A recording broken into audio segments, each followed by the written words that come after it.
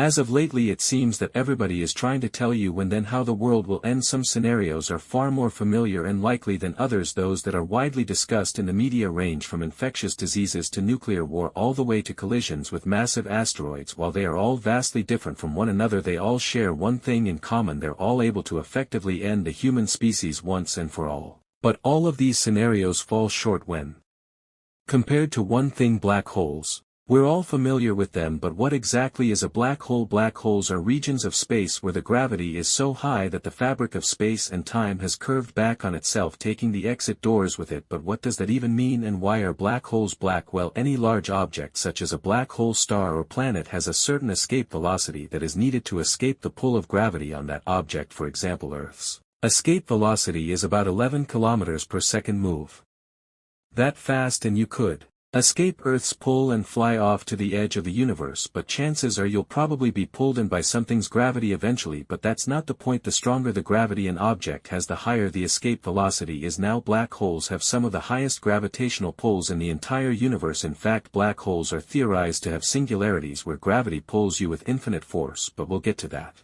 later. Let's say somehow we made a black hole with the same exact mass of Earth, about 6 times 10 to the 24 kilograms. Alright, this looks good, except this isn't to scale. It would look something more like this. In order to turn Earth into a black hole, you'd have to crush it down to about the width of your pinky finger, about 9 millimeters. So these two massive objects have the same exact mass, except the one is the size of your finger and the other is the size of a planet. So how does this happen? When black holes are created, they are typically formed by the death of massive stars, those worth about 20 to 30 times the mass of our Sun. While living stars undergo nuclear fusion in their choosing together lighter elements such as hydrogen and helium. This fusion of elements creates energy and pressure that pushes out away from the Sun, while gravity keeps the star held together. But as time goes on, over billions of years, stars begin to run out of these lighter elements and move on to heavier ones. They begin to fuse together denser elements such as carbon and oxygen, all the way up to silicon and iron.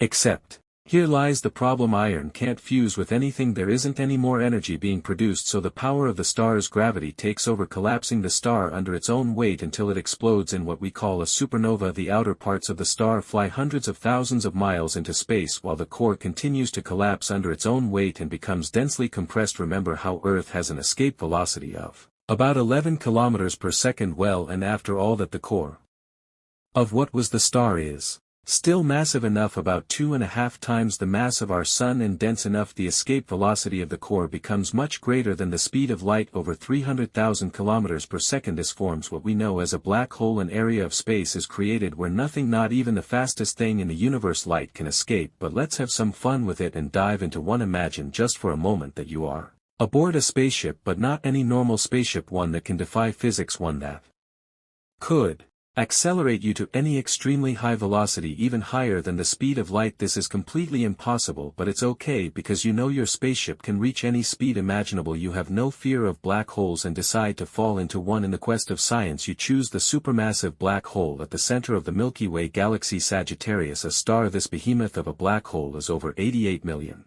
kilometers wide, nearly 100 times as wide as our own Sun. A black hole of this size will give you enough time to observe it as you fall into it. At first things might actually be peaceful, and here's why: because of the black hole size. At this point the gravity isn't exactly going to be painful for you, but it will have a noticeable effect on the light coming from behind you. As you fall towards the black hole, you notice some unusual things. First, the stars behind you as you fall into the coal began to grow much brighter. The light from those stars is being pulled so strongly by the black hole's gravity that they begin the blue shift as you fall further and further towards the event horizon. That is the point where our universe and the inside of the black hole meet. It begins to take up more and more of your field of view. It's almost as if the entire sky in front of you is filled with darkness. As you're about to cross the event horizon, you see the rest of the observable universe condensed into one single minuscule point directly behind you. If you were able to zoom in with your telescope onto this point, you would see the light from all the stars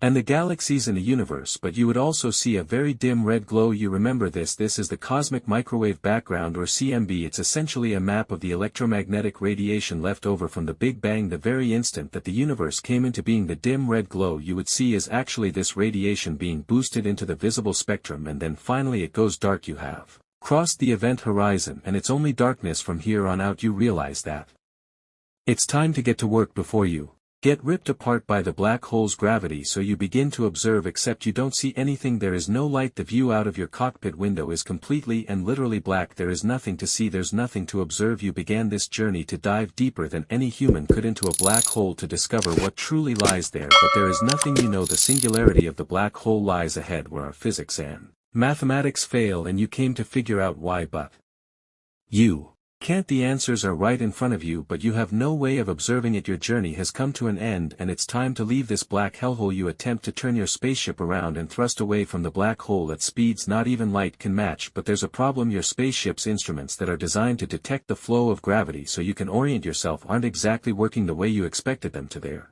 supposed to be pointing you in the direction of the singularity, allowing you to turn directly around and escape, except they're indicating that the singularity lies all around you in every direction imaginable. Gravity seems to increase up, down, left, right, 360 degrees of nothing moves stronger and stronger. Gravity, the point that you are currently at, is the weakest that gravity will be for your future self. Every direction points further and further towards the singularity and your inevitable death. Clearly there's a problem with your instruments. This can't be true, can it? Except it is true. Once you cross the event horizon of a black hole, there is no leaving. The three-dimensional coordinate system that we use in our universe doesn't work. Time does not flow similar to the way we experienced it here in the normal universe. Time flows downwards towards the singularity. The curvature of space-time inside the event horizon, every direction that is theoretically away from the singularity, would ultimately carry you backwards in time into the past. This is the true definition of an event horizon. Once crossed, there are literally zero points where there are trajectories that face away from the black hole. There are only trajectories that pull you in deeper and deeper. The singularity is all around you, and it is getting closer. Hey, it's me. I hope you enjoyed the video. If you have any video ideas, please leave them in the comments. If I decide to make a video on it, I'll be sure to put your comment in the video. Until next time, subscribe my channel.